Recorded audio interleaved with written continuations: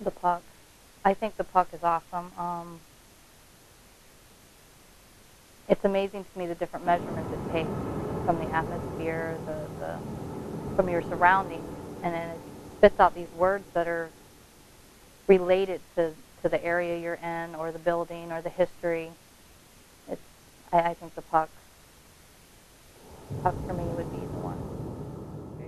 Oh, probably our little digital voice recorders. I think between that and the cameras, but I just think getting the EVPs that we can get validates so much as to hearing and being able to communicate with the other side and understanding what they may be trying to tell us, that we want to know more about them. They may want to know more about us and find out things from their past that they may not be able to find out now.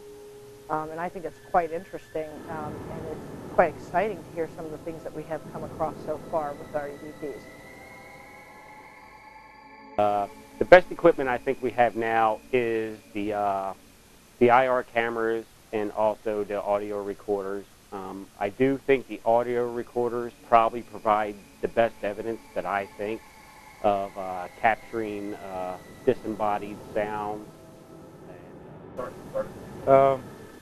I think that because even as physical beings, we put off a lot of evidence other than what's audible and what's visual. We have thermal waves coming from us that we can't see. Our bodies make sounds that can be recorded that we can't hear, but that the right instruments can hear on either side of the audible range. I think that's a great area to go. I think photography below normal visible range and above visible range is also a good thing. I believe in the paranormal puck. I don't believe everything's perfect. Nothing in this world is perfect, but so far it has shown and proven to us that it is very capable of learning, that I do believe that it is trying to connect with the other side, and some of the research that we've gotten with it so far has been amazing.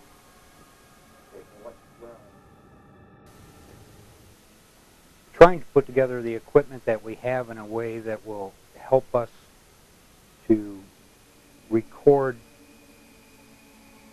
what would be tangible proof and evidence that someone else can look at and say, to me, this is indisputable.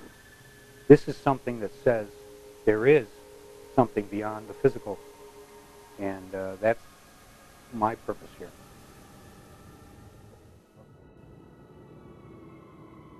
We've investigated a lot of great places over the last several years, and I wanted to get a sense from each of my members as to which place did they feel was the most active and why.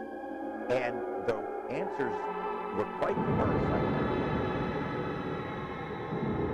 think. The Seven Sisters Inn was the most active because there's a lot of stuff going on at that place. There's more than meets the eye. And I think there's a lot of stuff that needs to be learned at the Seven Sisters. And I do believe there's not a day or time that does not go by where something paranormal is not going on in that place. I had some very good experiences in the place, personal experiences. We got EVPs, we got some decent video. So out of all the places that we've investigated so far, I do believe that place would be the most active. I would say as a group, the most active I would think would be Casadega. Me personally, the most active investigation that I have participated in would be the Cuban Club, because I had a pretty awesome experience there at the Cuban Club. I saw what I believe to be a little boy in the basement pool area, and it wasn't me seeing the little boy that was the awesome part of it. I had what George refers to as an emotional experience. That's very, very overwhelming emotional experience. And it kind of opened my eyes differently. You know, when you get into the paranormal stuff, for me anyway, you think about seeing something, hearing something. I never really thought about it on an emotional level, and I definitely got to experience that. And it was an awesome opportunity. I would have to say the most active one that I felt was Ringling, when we did Ringling College. Just because of my own personal experiences. Not so much the technical side of it, but just from the personal experiences that we had there. You know, between the, you know, the noises, the smells, you know, things that most people heard and smelled and couldn't, you know, they couldn't put a finger on what it was. I mean, you're in a dormitory and you hear noises when there's nobody else there, or you smell something that's burnt and no one's smoking. So it just, you know, that in itself was just an awesome experience. And then we also had Ted Smallwood, which for me was also a personal, you know, best, because when we did our walkthrough, I take a photo of somebody I feel is standing in front of me, and the photo proved that the person was standing in front of me. So to me, those were the best investigations we could find.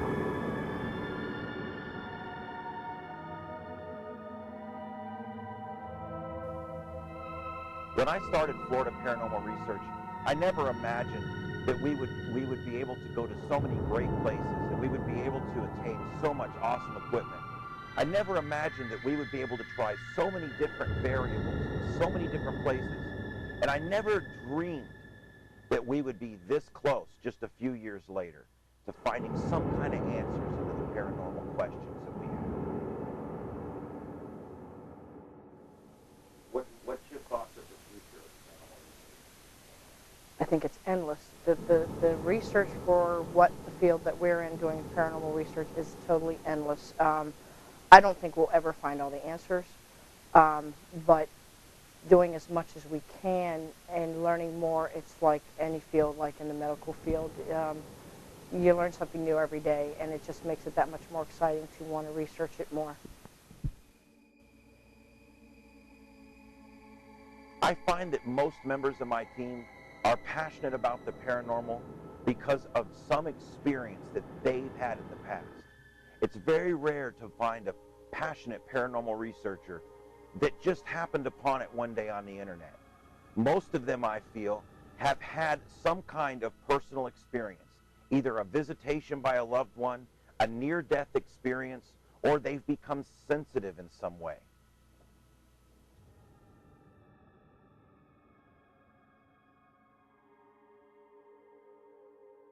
In my team, we put a distinction between ghost hunting and paranormal research. We feel that although ghost hunters fulfill an important role in this community, we feel that we take things much further. We start with research and development into new methodologies, technologies, and procedures. Then we move to the second stage, which is to conduct a scientifically valid investigation of a haunted or active location. And then the third part of it is to publish your work. You cannot be doing research unless you're publishing your work. So we feel that it's important to have all three of these, and we call these the paranormal trifecta.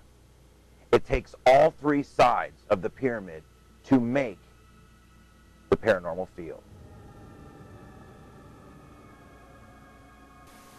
I really would like the people out there to have an open mind and, you know, not dismiss the paranormal or what we do, you know, as being ridiculous or anything like that, because there's a lot more to this world and than anybody knows about. So just have an open mind.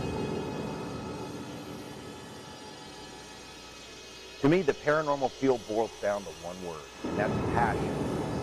Passion for finding those answers. Passion for seeking out and discovering the answers that we want to discover, and a passion for the unknown. That's what it takes to be a passionate paranormal researcher, and not just a ghost hunter. I think it's very important for people to understand who are getting into this field that you may be getting into it to find answers, and you may not find the answers.